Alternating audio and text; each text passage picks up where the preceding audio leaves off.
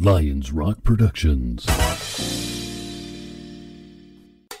This is Jay Moore. This is Greg Cruz. This is Bryce Vine. This is Dexter from The Offspring. This is Nathan This East. is Sebastian Younger. This is Daryl Ames. This is Stuart Copeland. This is Mick Gillette. This is Andy Summers. This is Dr. Bob Greenberg. This is Gabby Reese. This is Rob Bell. Hey, this is John Leon Guerrero. Hey, and this is Pete A. Turner. Okay. Well, hey, this is Bill Valenti. I'm sort of the founder of something called Rantcaster, and you're listening to the Break It Down Show. And now, the Break It Down Show with John Leon Guerrero and Pete A. Turner. Yeah, so for you guys who don't know, I produced Mark Pattison's Find Your Summit podcast, and Bill was a guest on there recently. So one of the benefits of producing podcasts is I get to hear everything everybody else says and cherry pick guests. And Bill, you fascinate me. Your collection of achievements is wonderful. But I am going to use Mark's show as a part one for this, so we're going to cover hopefully some fresh ground. But we do got to cover a couple things. You've been successful in business. You are, from my point of view, you are very good at languages. You became a Chinese linguist in the Army, and you were a signal intercept guy, so that makes this a hashtag spy versus spy show. You're a successful founder. You did the whole thing with the 9-digit keyboard on phones. I mean, there's so many things. Melodio, the streaming music company that ends up becoming like a iTunes thing. Surviving your health intact. It was cancer, right, that you had? Yeah, non-Hodgkin's lymphoma, which I think is a terrible name for a disease. Why would anybody want to have something that's non-something? Right. Yeah, and what happens with Hodgkin's lymphoma? Yeah. I mean, they get all the fame and fortune. I call it hockey disease because it's NHL is the TLA, right? Uh-huh. Yeah, and then didn't Jaromir Jagr have non-Hodgkin's lymphoma at one point? Who? Jaromir Jagr from the Penguins. I think he had that at one point. Yes. Or maybe it was Marilo Yumut. One of those Penguin guys. Yeah, well, Paul Allen just passed away from non-Hodgkin's lymphoma. Yeah, there you go, right there. Yeah, but so that was stage 4. Is that right? Yeah, I was diagnosed as stage 4, but in this so-called indolent phase where it kind of parks, and all they can do, because the fundamental principle of chemo is that it's looking for rapidly expanding cells to go after, and when it's in an indolent phase, it's not rapidly doing anything. Right. So they just watch and wait until it flips. In my case, it flipped 5 years ago, and I had to do a bone marrow transplant and go through all that rigmarole. So, yeah, but that reframed your life, and you had always been sort of a musician of sorts, and you were impressed by the revolutionary styles of Paris. And gosh, who throws more revolutions than the Parisians? But you're doing the biggest revolution in the last 50 years in Europe. In 1968 in Paris, I was a student. Yeah, you're standing there hanging out, so that kind of sets in. And so now your primary thing that you do is focus on music and do these. Well, through the Rantcaster thing, you're out and you're going to different communities and grabbing the local, I guess, would you call it, what's the genre term? Is it protest songs? Is it folk art? What do you call it? Well, I call it, most people would call it protest songs, but I like to call it topical songs because it can include what I would describe more accurately as laments, not just rants and protests. And it can be in the form of spoken word poetry. It doesn't have to be music, and it can be performance art. It is basically, the big tent for this idea is opinionated art that has something to say about the current state of the world, and it's in the form of music or poetry or graphic arts or cartoons or graffiti or modern dance. Pick one. And there's all forms of art that have been used throughout history as forms of political protest. I think the most famous one in the art world is Picasso's painting called Guernica, which is about the terrible bombing during the Spanish Civil War. That's a piece of opinionated art that is very well known. So Rantcaster and the Art of the Protest Song is all about bringing that genre of music to the forefront and using it as a form of expression about what's going on in the world. What does success look like for you guys at an event? I mean, you're trying to grab the attention of a lot of people that have a lot of things vying for their their time and their attention? Well, part of it is to inspire, especially younger artists, to have a go at writing and performing protest songs. And for the past 20 years, I think you'd find that most artists in the pop genre or folk genre would shy away from protest songs because they think they'd alienate somebody in their audience. And, they wouldn't sell as many CDs. But I think that's changing just because of the nature of the environment we live in today. And I'm finding, as a result of these 21 shows that we've done around the country in the last 4 years, that artists are losing their fear of standing up there and having something to say about this administration or environmental issues, climate change, et cetera. So that's very, very encouraging. And that's a major objective of Rantcaster and the Art of the Protest Song. You've been around for a long time. Again, Paris in the 60s. Well, me too. I mean, heck, I'll be 50 soon. So I just turned 70 on the weekend. Okay. So, yeah, that's right. It was your birthday. Happy birthday. I saw that on Facebook. That's why I call myself a submerging artist. Submerging. I love it. But yeah, like you've spent time, in the military. You've been in the business world. You've climbed mountains. You've done all these different things in your life. And we've seen all of the different protest song type folks, and we're always mad at, well, especially right now, we're mad at this administration, but are we always mad at the administration? Is that a common theme? Are we always trying to hold them accountable? Well, yeah. I mean, there's always something that can be improved upon, right? And that's the nature of progressivism, is to never be satisfied with the status quo when we can make it better for the most number of people. So I've been a lifelong progressive. I would say that I'm a social liberal and a fiscal conservative. I like to have balanced budgets, and our tax dollars spent on useful things and not frittered away on ridiculous things like $10,000 toilet seats for military airplanes. But on the social side, I'm an absolute progressive and liberal, and I think that there's this constant tension, as there should be in a democracy, for people to have an opinion about stuff that isn't right. And I think what I found with Rantcaster and the Art of the Protest Song is that you can say something about an issue that is of concern in the form of music or spoken word poetry that is much more effective and powerful than just writing another 2 paragraphs on a blog. So that I've enjoyed doing that. When you go to write a song, where does your inspiration come from? I mean, is it a news piece and you just get into a rant and you start writing things down, or how are those things born? Yeah, I'm very definitely driven by the current news. So I spend probably too damn much time on the internet just looking at what's going on. But I get a pretty steady stream from lots of different sources: the BBC, CNN, Huffington Post, the New York Times. I look at non-U.S. newspapers. I subscribe to The Economist because I think they always have a very different point of view than most American publications.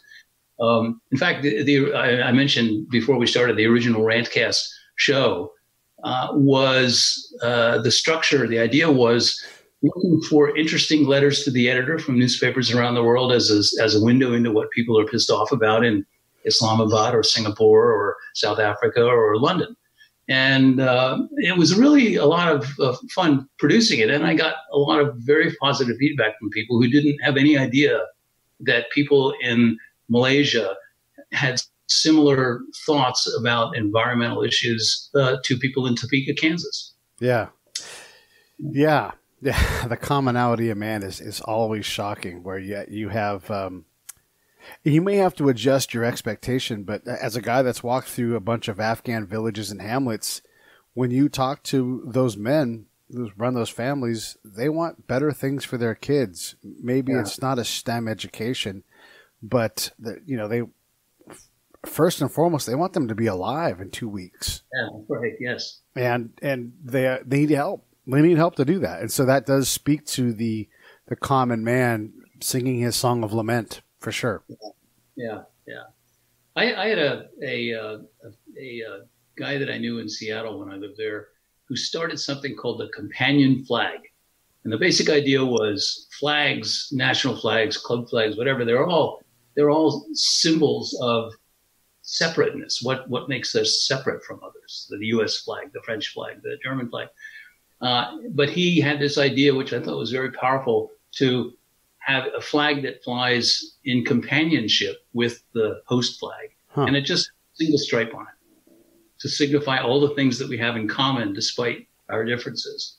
And he spent a lot of time going all over the world to promote this idea of a companion flag, of recognizing all the things that human beings have in common: interest in clean water and education, a safe home, et cetera, despite all the political and social and cultural differences that are defined by our national flags or club flags or religious flags and that sort of thing. So I like that. I thought that was a very, very powerful symbol and reminder to us all that we can argue till the cows come home about whether your politics are better than my politics, but fundamentally, we all want the same things for our families and for our community. Yeah, and identifying as a social, liberal, fiscal conservative is really identifying a lot of us. I mean, I've got friends on both sides of the argument, who are, they say the same thing. They don't, people that need help, we should be able to help those people. But we should make sure we know how to pay for it. Yeah. And if that means something. And as military guys, we've seen what happens in the military, and we need to have our role in the world. This is Pete speaking. Our role in the world is such that we need to have a robust military so that when we show up, we can hopefully create a measure of stability, or at least check up the region. When a carrier group shows up in the South China Sea, everybody in that region that was trending towards state-on-state fight now has to go, hold on a second. Right. And so from my point of view, we owe that to the world. But that turns into $3 trillion ships and these programs where you can't possibly afford to maintain or pilot these things. And the military isn't big enough to do it, so you have to hire contractors. And, of course, I want folks in the Gulf Coast who have military contract-based livings to go on living. But it is really hard to stop that animal. So we need it to create this worldwide stability that ultimately benefits all of us. But it's it's a self-fulfilling prophecy that it's going to find instability and it's going to create more war. It's hard. Yeah, I think we could take half of that outrageous and obscenely bloated defense budget and spend it on expanding the Peace Corps, and we'd be a lot better off for that. Boots on the ground. Yeah, for sure. Yeah, but different objective. And right. And I also there's a story I like to tell that I lived in Korea for 7 years during the really incredible growth spurt in the late 70s through the mid 80s, and I got to know. I like to joke that the companies like Samsung Electronics, that was a startup company, right? Banker. And now, a company like Samsung, what they do is they select every year a couple of hundred, early level, low level managers, mid level managers, and they send them around the world to live in places like Ecuador and Mexico and Paris and South Africa and whatever, with no job responsibilities whatsoever, just to absorb to experience living in another culture. Wow. Maybe learn the language, eat the food, meet the people, come back to Seoul and make something into a global company, which they most definitely are. And I would argue that we should do the same thing. We should take 50, 100,000, 200,000 kids every year and finance their no obligation stay in strange and wonderful places around the world, because when they come back, they're going to have a completely different perspective. Yeah, I have a show called Popping the Bubble. It focuses on technology and startup companies and that kind of thing. And it's incredible as we see that in reverse, where people come here with a dream and a concept. And even if their idea is just filling a corner of the big spider web that's no one's thought of before. And you know how this works. Like, oh yeah, touch pads. Okay, we need to do this. Now we need to learn how to swipe. And all these things slowly evolve. And so they bring their dream from Brazil, from Israel, from Tunisia, and they come here and they do that.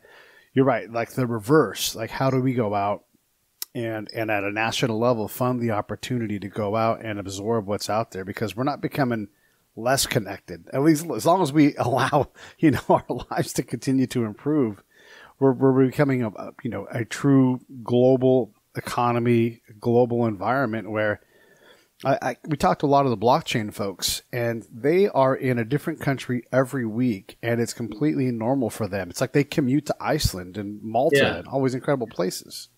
Looking for power sources to run computers. Well, there is that, yeah. Yeah. But so when it comes to protest songs, can you sing to something that's too big, like global climate change is a big, enormous problem, and we can address it here at some level, and by some measure we do, but then like we eliminate straws, and you're like, I've been to the Horn of Africa, and there's so much plastic just blowing around. Like, couldn't we take the money spent on that initiative and just pay someone to go pick up plastic? Like it's just, it's such a big problem. How do you? I don't know. Do you not worry about the impact and you just sing from your heart, or how does that work, man? I think that's a great example, and it is a gigantic issue, very complicated. It's hard for people to get their arms around it, and what effect will it have on me? And I think the way you do that is to write a song about an individual who's affected by that phenomenon and what happens to them, because you can relate to that. People can relate to that. So, after the Gulf, the BP oil spill in the Gulf of Mexico, I wrote a song that has one verse in it about a mother and her child walking on the beach that used to be a pristine beach and looking at the water that used to be pristine water, and her having to explain to her child, why this happened, what's it going to mean, et cetera, et cetera. All of a sudden you take it down to the personal level, and that gigantic, complicated, seemingly impossible issue becomes understandable and solvable at the lowest possible level. And I think that is what makes a protest song successful in activating your activism genes, which is one of the terms that I use when I do these Art of the Protest song shows. We're here to perform some songs, do some spoken word poetry, talk about these issues, talk about how this song developed in the historical context in the civil rights movement or the environmental movement. And the ones that the audience really likes are all very personal. They have people in them, real people that you can identify with. Yeah. And you call it edutainment. I love that term, going out and getting in front of an audience and singing. And so I know that as I've evolved and gotten older, I know that I often underestimate the challenges that somebody else has. And if I got to know them, I would likely have a different point of view. So I put my trust into certain people. Like I trust that I have to say Bono because I love you too. So whatever Bono says, if there's inequity, it's on me to accept it because he's gone out and seen it and he's telling us about it. But Bruce Springsteen, all these different people that sing from that kind of a voice, it's like women get paid enough money. It turns out they don't. Yeah. So, but who are some of your people out there that kind of guide your conscience where you're like, you know what, this idea doesn't sit well with me, but I know better than to assume that I'm right here on this first glance? Do you have folks like that in front of you still? I'm not sure I understand your description of your social conscious. Is there someone who like speaks to you in a way that's in front of where you've evolved to? Are they kind of guiding you? Like, I know you talked about Pete Seeger and being a fan of his, but he's not with us anymore. Yeah, I get it.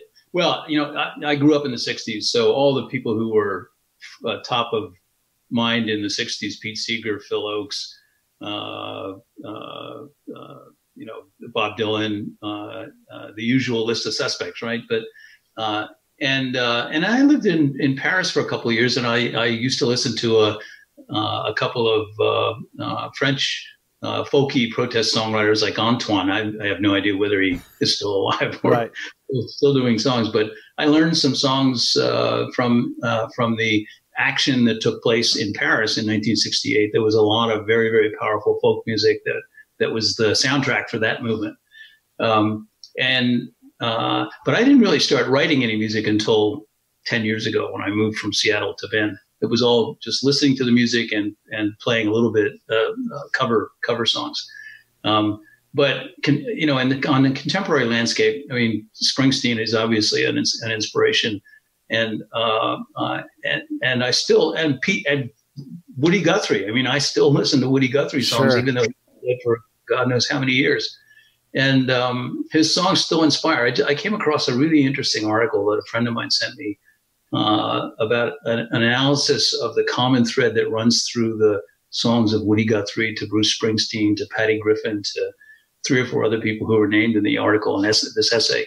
And the common thread that she identified in the article, I think, is really stunningly accurate. It's called hopeful anger. If the song has only anger, it's just a rant, like something that maybe Tom Morello would do. Right. I mean, he's famous for that. And I have great admiration for him.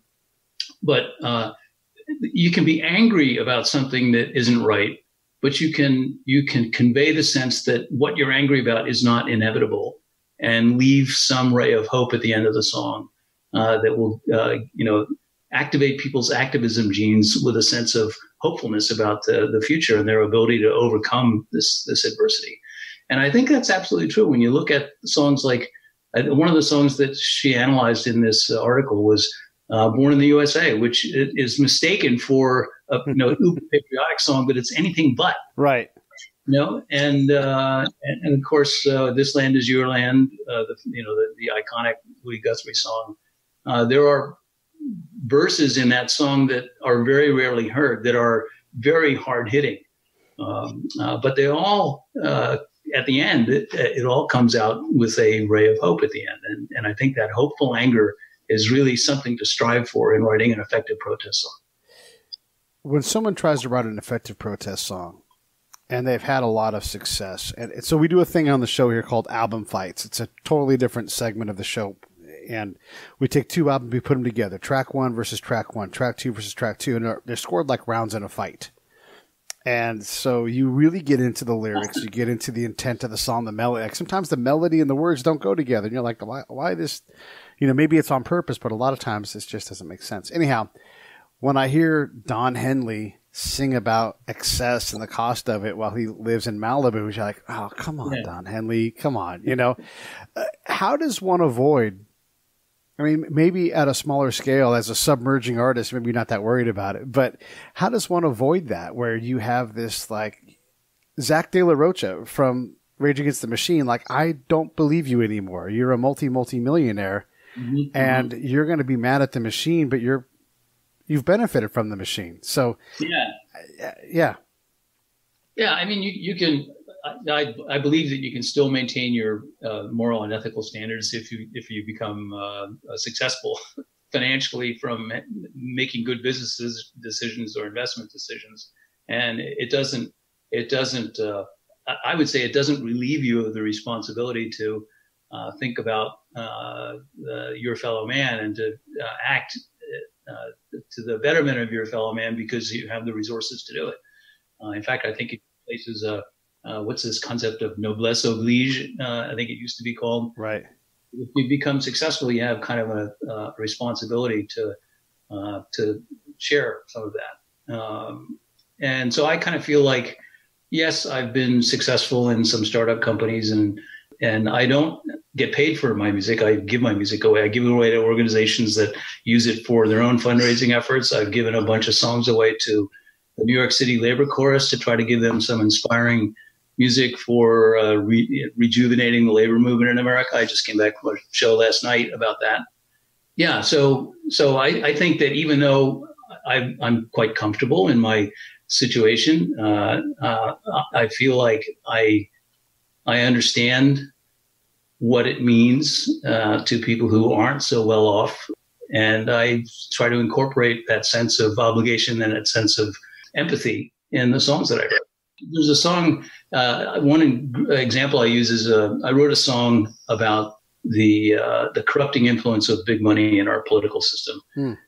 was in Texas at the Kerrville Folk Festival, and into our camp area comes wandering this. The whole thing about Kerrville is people wander around with their guitars and they play music all night around the campfires with the people who have been on the main stage that night. And so into our camp wanders this guy with Tea Party stickers all over his guitar.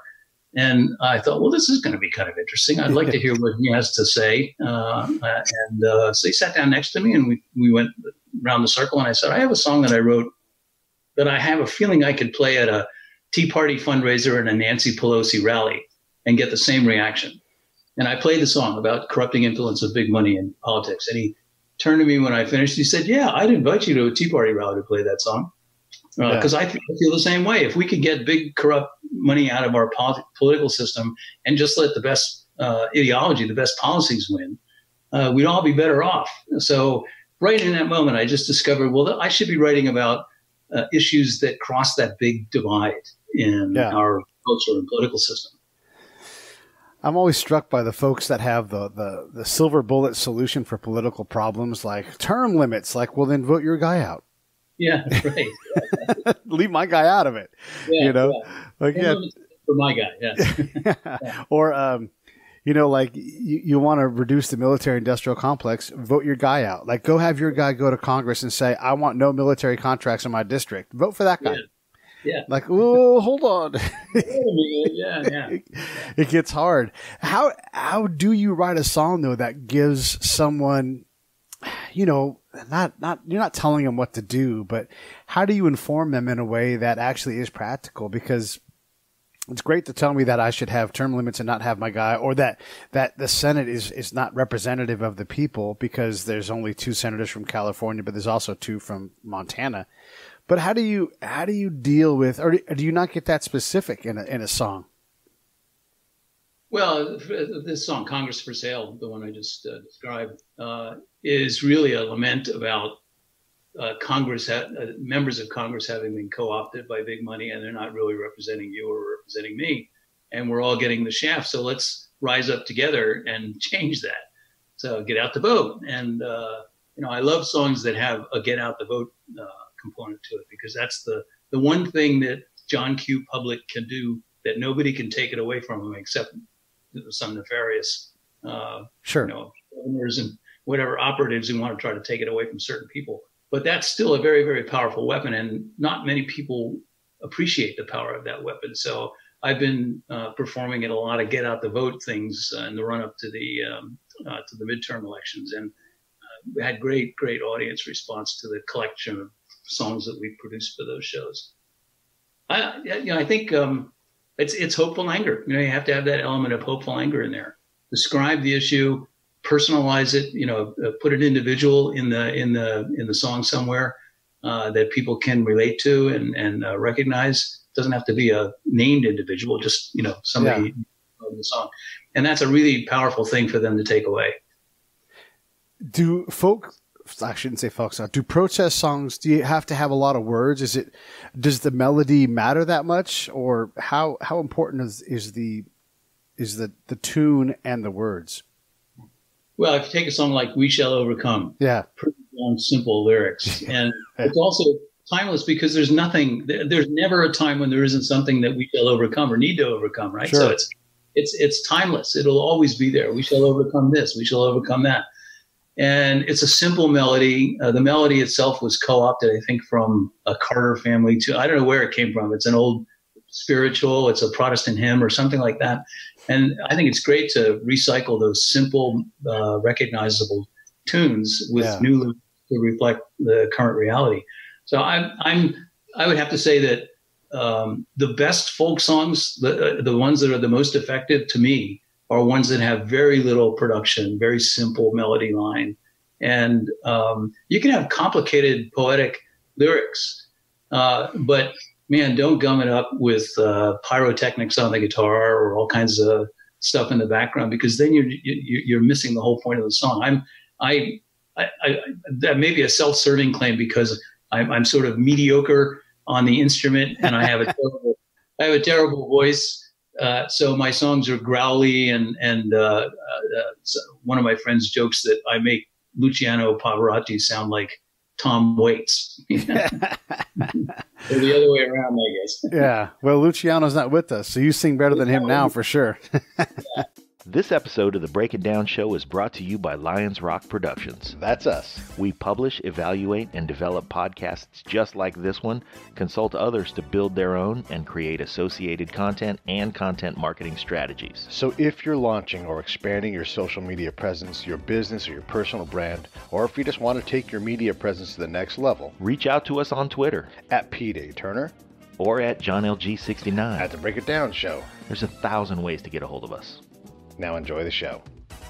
Tom Waits. Or the other way around, I guess. Yeah. Well, Luciano's not with us, so you sing better than him now for sure.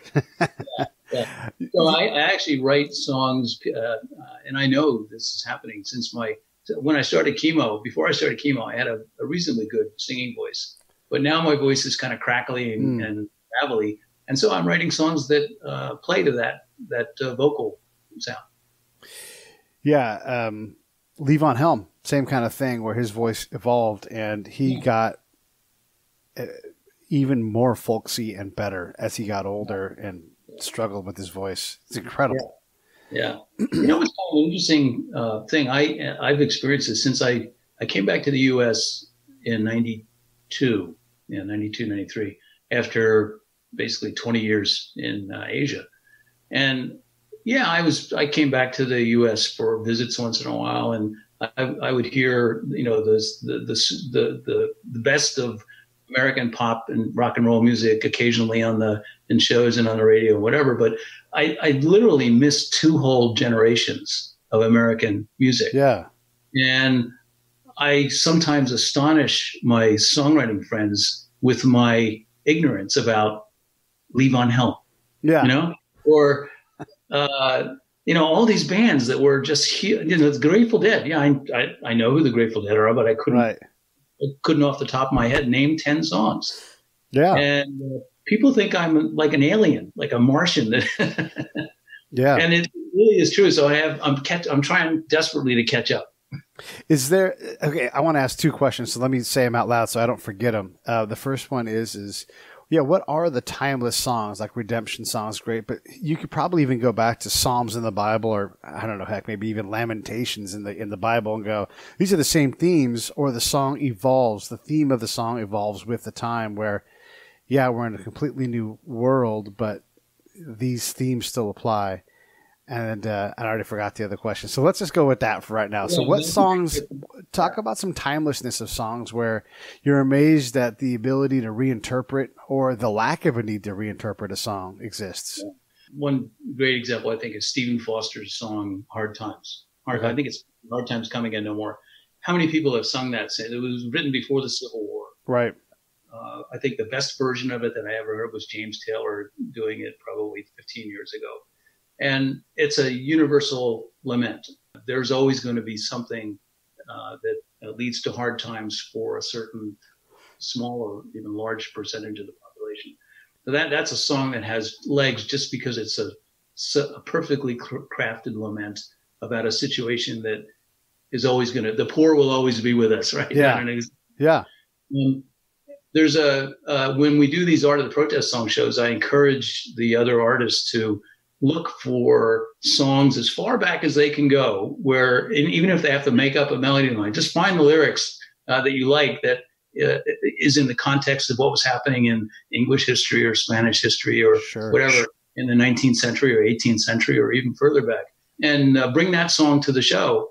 And then maybe do a contemporary original song on the same topic and just show the contrast between the way that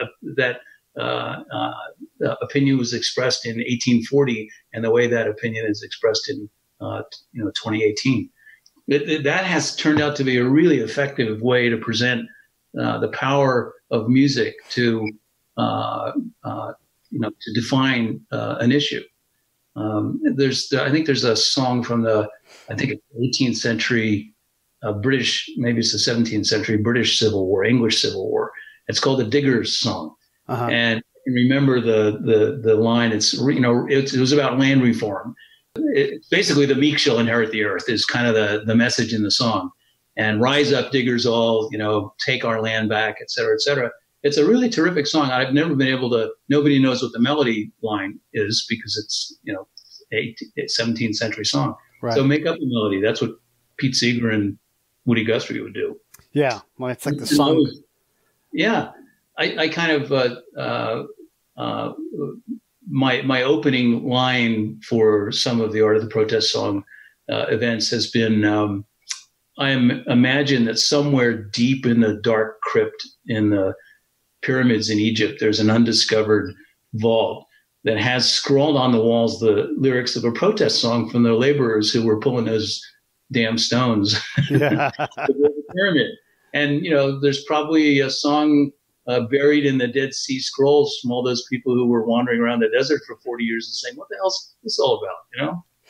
Terrible food, lousy conditions, Who do you think, in terms of on the bigger stage, who is out there doing like what Johnny Cash would do, where it might be Native Americans that he was singing about, it might be, prisons, a person in a field working hard, who really kind of crosses the boundary? I mean, like, obviously rap music has a definite tie to that, but it's from a specific point of view. Who out there has a big voice that's really pushing things in a variety of directions? Gosh, she was at the Sisters Folk Festival a couple of times, and I met her. I spent an hour with her as they have a mentor session there. Well, there's, actually, I think it's on the smaller scale. There's people like Joe Purdy from California. Joe is a real troubadour who is no bullshit in his lyrics. A guy who's got a strong opinions about a lot of things, and he expresses them in a way that is very, very convincing. Scott Cook is another. He's a Canadian folk singer-songwriter who's got some really, really hard-hitting lyrics about, religious intolerance and stuff like that. And I'm still not thinking of the name of that lady who just did an album. She did an album with veterans. She worked with them to write songs about their experiences in Afghanistan and Iraq. Wow. And gosh, why can't I think of her name? Well, we'll not worry about it. We'll think of it and we'll add it in later on. It'll come to you. Yes. Yeah. So when we get into this storytelling aspect where you have this character and, whatever, he's on a farm and, he's picking cotton or whatever it's going to be, whatever his thing is, and you put him in that circumstance, there's that aspect and I know not all protest songs are, like I said, it's hopeful anger. So is there comedy in some of these things too, where like, they just can't get up that hill and they keep getting smashed, but it's a tragedy told from a point of view of comedy? Yeah, I actually think that satire and comedy humor are the most effective ways of doing a protest song about really difficult subjects. Even my song about Congress for sale, it's mostly satire and humor. Preachiness is not welcome. I get that message loud and clear from songwriters who've been touring around the country for decades and decades and right. for a living. Nobody wants to be preached to or preached at. I don't know what the word is.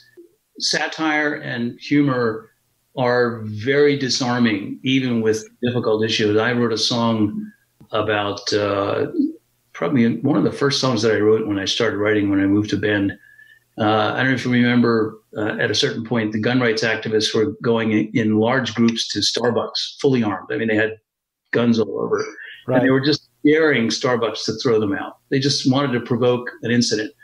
And Starbucks surprised them by not doing anything. Right. But I thought the whole idea was so absurd that people felt that they had to go in fully armed to a Starbucks in order to provoke an incident to assert their rights. Right. They wrote this song called "Gunnin' for Starbucks," and it was on a banjo, and it was kind of a light melody, and it was full of satire and humor, clever descriptions of both, latte sipping liberals fearing 30 bullet clips, all that kind of stuff. Yeah. And I did a recording of it. I did a little slideshow to accompany it, and I put it up on YouTube because the issue was hot in the moment, and that's what I like to do, is to write a song as my commentary, put it nice. out. Okay. I got a lot of angry messages from people who were asserting their gun rights, but I also got one really encouraging one from a guy that said, "I've been a lifelong member of the NRA, and I don't agree with your point of view, but I love the song." Yeah. Yeah. I said, wow, that's a win. It is a win. It's part of the conversation, right? Like we all get one of the things about freedom is that you don't get your way all the time. You know, you have to have tolerance that someone else can have freedom as well. It's a tough challenge. Another thing that I've noticed is that people are weighing bigotry like, no, my bigotry is better than yours because I'm intolerant towards these people. What is intolerant? Her name is Mary Gaucher is the lady. Mary Gaucher. All right. Gauthier. Okay. Say it again. Spell it again. Mary Gauthier, and she pronounces it, and it's sort of like it's a New Orleans Cajun style name, Gaucher. Okay. Mary Gaucher, and she is one of the most powerful and impressive protest songwriters I've ever come across. I'm amazed that I didn't in the moment remember her name. And she's doing a show here actually next week. In Bend? Yeah. No, in Portland. Yeah. Oh, Portland. Why is she so impactful? She had a hard scrabble life with drugs and alcohol and poverty, and it really comes out in her songs. She's got a very rough, authentic voice that some people call her the female Tom Waits. And she is she's laser-like in focusing on the things that like poverty and income inequality and slavery and LGBT rights. She's really, really good.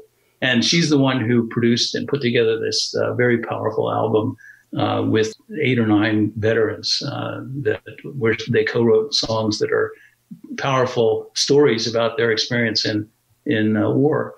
I did a little of that in Bend. I started up a chapter of this thing called Soldier Songs, and the idea was to, at the most simple level, it's to give free guitar lessons to veterans and hand out some guitars. We got some guitars donated and we gave them out. But the more interesting part of it was co-writing songs, and you know from your experience that a lot of people, especially most of the people that we work with, were Vietnam era veterans who were in their 60s and 70s and sort of ready to tell their story. And some of the songs that came out of that were the most incredibly powerful songs that I've ever heard. Yeah, I'm glad that those guys are starting to do that now. I mean, hopefully we're past the era of bottling it up and keeping it quiet for decades and letting it kill some people along the way. We seem to be able to tell these stories now because there is a mill that you go through, and I frequently am able to say, hey, you know what, however much this sucks today, no one's shooting at me. No one's trying to shoot at me. No one's laying a bomb in advance of me walking across it. Yeah. So whatever this is, it's pretty easy, Yeah.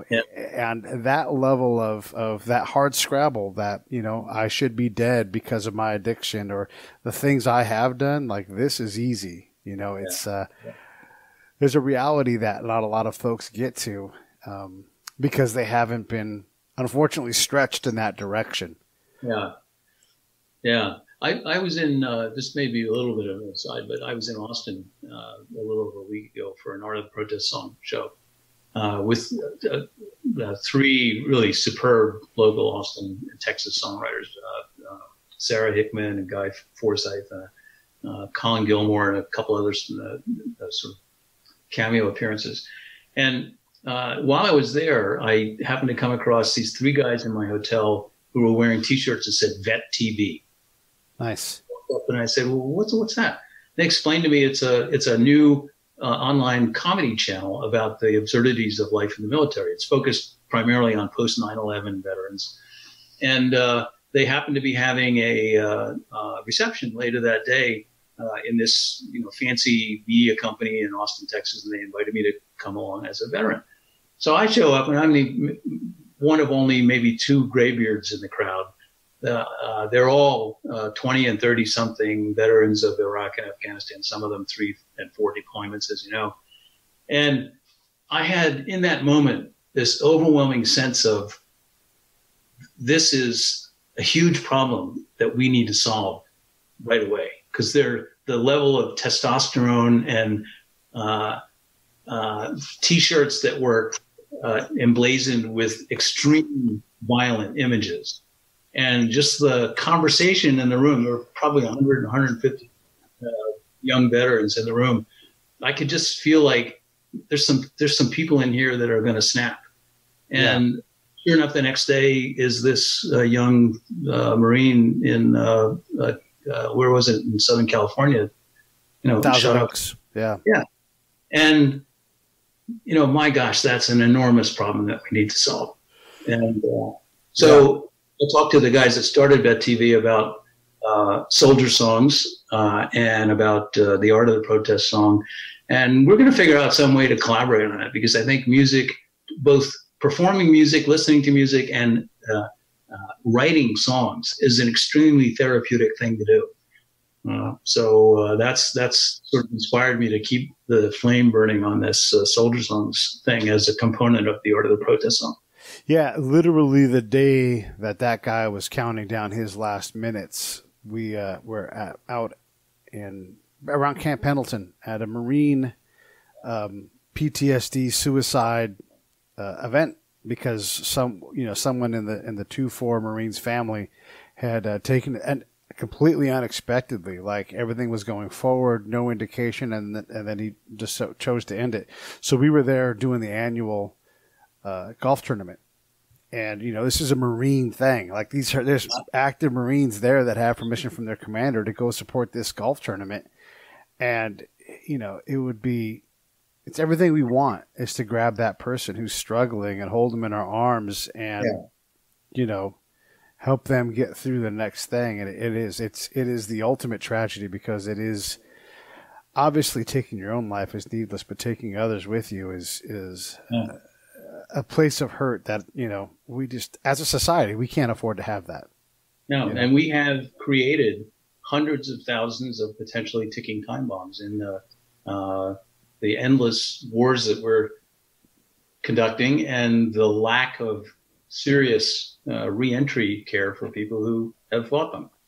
Yeah, I mean, I can tell you my own specific tale was, I was trusted enough to go outside the wire, often with no military around me, and gather information, and pretty much be completely unsupervised and bring back things that took a brigade, which for the audience, 5,000 people, takes that whole organization and reorients them towards a smaller, like lower impact, the commander would always say, I need to know the most influential person in the valley. It's you, Colonel. As soon as you stop being the most influential, as soon as then someone else can emerge. So I'm trusted to do that. Cross language, cross religion, international. Maybe I'm working with the French, all these different things. I couldn't get a job interview when I came back. And it wasn't because my interview skills were bad. It wasn't because my resume was bad. It was because no one bothered to talk to me to go, we could use those skills. Yeah. And my skills are people skills. Right. Yeah. And in an environment like that, people skills are what keep you alive. Yeah, I can make the enemy trust me. So let me know how you'd like me to put me to work. But instead, I was left to fend for myself, and I ran out of money, and my relationship died, and so I was hurting on several fronts for a very long time. Seriously, barely surviving, drowning some days, and through no predictable path, I've started to crawl my way out of it. But if that's true for me, with all the different things that I've done and everything else, there's got to be thousands more like me who, it easily could have been that something would have happened. A trap door could have fallen out from underneath me, and we're like, well, none of this matters anymore, we've got to do better to grab these folks up and give them help, because I think I'm recoverable. I've been able to improve my life, and I'm still going up and doing things. So I would think that most of those people are in the same position, where if we give them time, let them, but maybe I'm just lucky. I don't know. Yeah. Well, the palpable sense of being in the middle of some phenomenon, some force that I couldn't quite describe, but I definitely had the feeling that there was some danger here. And boy, we sure need to do something about that. Yeah, for sure. And if it's less war, then I'm fine with that, because You know, I almost want to make war so ridiculously expensive, and it already is. But like, if you deploy, you automatically get $10,000 a month for the rest of your life in retirement. You know, and if they keep deploying you, the people can just keep on paying for that. You know. Yeah. Because that's how you have to treat it. It's not just about school. Like, it's just, you know, it's a bigger problem, and that certainly isn't the way to solve it. But I don't know. We've got to do a better job. And through music, I think we definitely can get there. I mean, music is so emotive. What would you say is your go-to emotional impact that you just seem to have a knack for? I mean, everybody's got a voice, an artistic voice. Like, what is your sweet spot, do you think? Well, I guess I think of it in the context of a couple of songs that I usually do in the Art of the Protest song series that evoke the most emotional response from the audience. One of them is a song about immigrants that I wrote as an angry rant that I moderated it a little bit in the second version of it, but an angry rant after I heard some person in the White House arguing with the media about whether the Statue of Liberty and the Emma Lazarus poem at the base of the statue had anything to do with welcoming immigrants to America. And it was just so absurd and so outrageous that I wrote this angry rant. And everybody in the audience is either an immigrant or the son of an immigrant or the daughter or granddaughter of an immigrant. So it just resonates with everybody in the audience. Sure. Yeah. I did it at a show on Saturday night. And I had several people coming up to me afterwards in tears, you know, and that's to a songwriter. If you can get that kind of reaction out of it, that's just golden. And then you have a conversation about it and they tell you a story about it. And maybe the next version of the song has a little bit of their story in it. Another one is a song, A Town Called Beautiful. And it's about, you know, it starts out with a recitation of all the things that are going wrong and all the agonies and all the anxieties that we have. But then segues into, well, we're not going to take this shit anymore. We're going to go build a town. We're going to call it beautiful. Yeah. And that song probably is the one that has the most vividly displayed hopeful anger. Okay. Yeah. Very angry rant. But the second part of it is, okay, we're just not going to pay attention to this crap anymore. We're gonna build a town and we're gonna call it beautiful. I love it. And I think that's the one that also gets a lot of audience reaction. They ask me for a copy. I don't have a CD, so I can't give a CD to anybody. I don't know if I'll ever do a CD, but I so like the reaction from a live audience to the song. That I don't think I'll ever get that satisfaction from producing a CD and just having somebody listen to it and I can't see them. Yeah. Yeah. I mean, because you're not in it to make a bunch of money selling CDs. You are in it for that personal moment, that human exchange that happens. Yeah. To me, that's the most valuable part of the song is performing it live for people who engage with you. And it's a communication that you can't get when you just have it in a recorded form. I'm also just chicken. I'm terrible at studio recording. I have no discipline. I drive studio engineers crazy. Yes. I'm so inconsistent. Yeah. So I kind of give up on the idea of doing a real CD. But one of the guys I do the show with is John, and he's more of an engineer in terms of how he sees product and content and everything. And I'm more like, no, this is good. This is how we did it. It's time to publish it. Publishing time has come, and let's get it out. Yeah. And it drives him crazy. I'm like, that's okay because there's another show tomorrow, and that one also won't be perfect. And there's a one after that, and there's a one. You know, you throw them up and let those shows breathe and walk and live on their own. And some do better than others. And I think that's what's great about podcasting as a media genre. It's just it doesn't have to be polished. It just needs to be real. Yeah. And nothing much more real than a couple of old veteran guys with gray beards talking about how to make the world a better place. Hey, I want to talk about Rantcaster really quick just so everybody can know where to find it and everything. But what's the vision? Because I know you're trying to like rethink how we do journalism.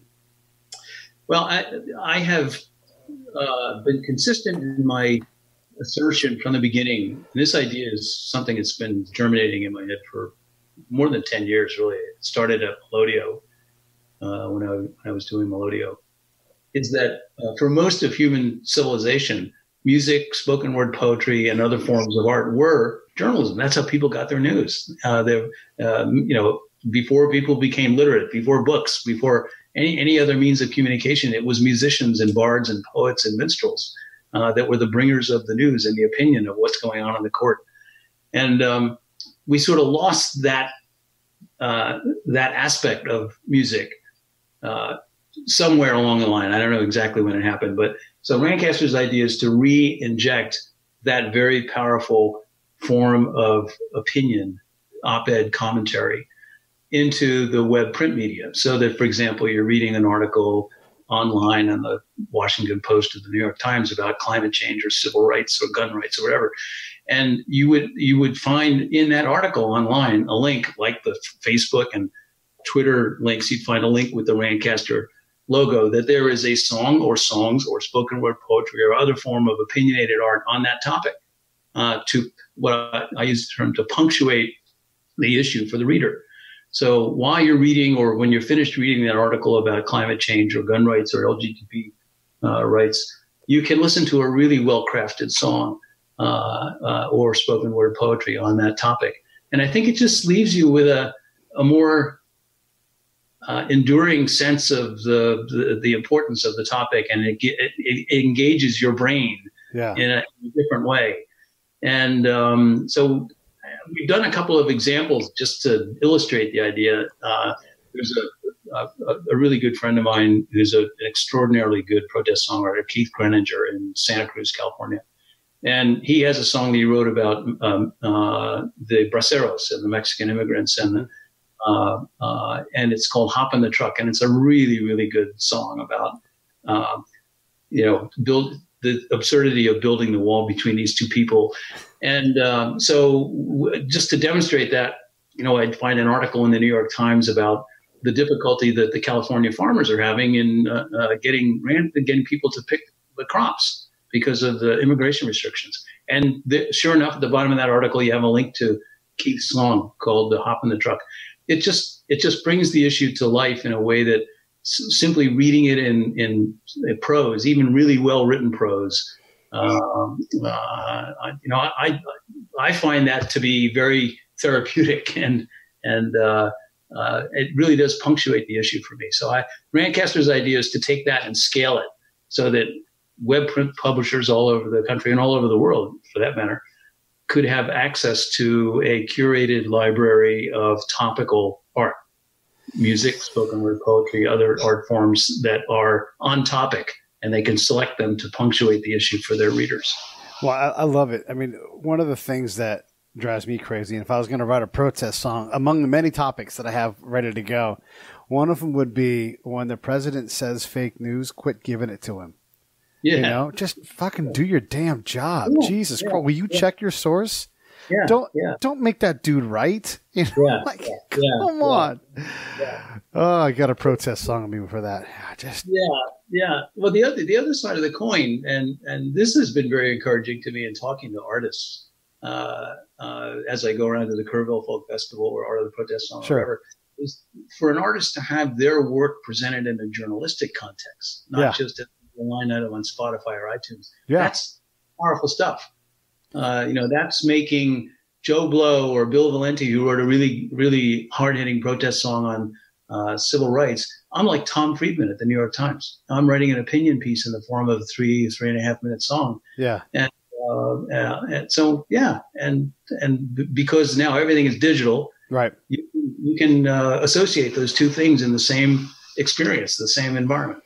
No, I love it. And maybe you get something out of that. Like you said, if you're singing from the truth and you manage to put that hook together and that clever turn of phrase, you might actually win some people over towards something that allows us all to go in a slightly better direction. Even if you're just nudging, Yeah, exactly. I mean, the blogosphere is pretty much a toxic wasteland, right? So I don't want to add any more, breathless prose or angry prose to the blogosphere. Yeah. I'd much rather spend a little bit of time and craft a 3.5 minute song that says what I want to say about the topic. And then I post that song, the link to that song as my commentary. Yeah. Now I go to Washington Post and I read an article about blah, blah, blah. I'll say, one sentence and then have a link to my song about that topic, I get hundreds and hundreds and sometimes thousands of hits on that song because it's associated with that news topic that's in front of people today. That's awesome. Hey, man, we've had you for an hour, and I want to be respectful of your time. Could I persuade you to do a couple of bars for me of a song? A couple of bars? Yeah. Yeah, I could probably. Let me get my I guess I should mention also that Joe from Blackbird Guitars has been a guest on the show who also comes from Lynn Grove. I was producing the show that Bill was in for Mark Pattison, and so I took Bill's picture and I grabbed one of him playing a Blackbird guitar. And I did that as a favor to my friend Joe because I love what those guys do and I love Lynn Grove, partly because it's a carbon negative product and I love that as well. So check out Lynn Grove and Blackbird Guitars. They're awesome. And a shout out to Joe because he's a good dude. And by accident, the three of us all connected because of that picture. So I sent him a note saying, hey, man, I'm always thinking about you and trying to help. So that's cool. Well, I bought one of their first. I was one of their first customers for the carbon. So I think they call it the Traveler. Yeah. And that thing has been all over the place with me. And I think I just connected up with him, which is how we got connected on that conversation. And I took it with me on this gig in Austin. And sure enough, we were up on the stage and somebody knocked in and it came tumbling off the stage, crashed down 4 feet onto the floor.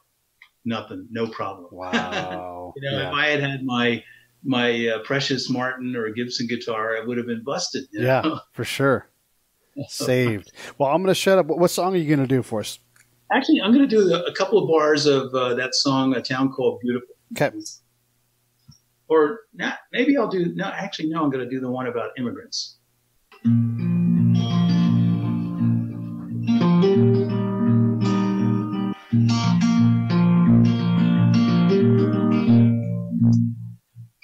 There's a ship in the harbor where liberty stands. The passengers gaze at her with awe. Arriving at last in the promised land, and the lady was first thing that they saw. And they came full of hope. They came full of dreams, leaving darkness and tyranny behind. From every corner of the earth, they have proven their worth. Every faith, every color, every kind. And the lady bid them welcome to the land of the free.